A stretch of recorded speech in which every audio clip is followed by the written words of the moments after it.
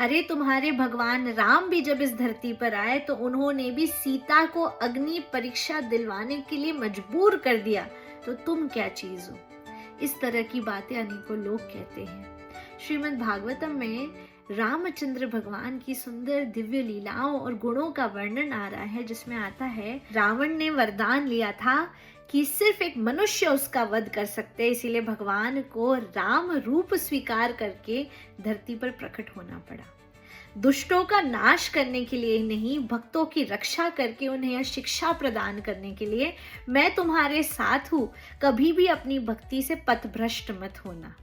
साथ ही भगवान रामचंद्र ये कहते हैं, बेहतर होगा विवाह मत करो, ब्रह्मचर्य में रहो, नहीं तो मेरी तरह तुम्हें भी खूब कष्ट उठाने पड़ेंगे। दूसरी शिक्षा प्रदान करते हैं कि ठीक है विवाह कर लो, तो अपनी पत्नी की रक्षा के लिए तैयार रहना।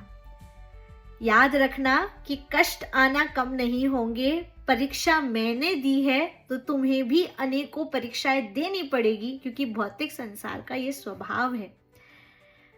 अनेकों जगहों पे कहा जाता है पति के कर्तव्यों का वर्णन नहीं आता है, इस भागवतम के स्कंद में वर्णन आ रहा है।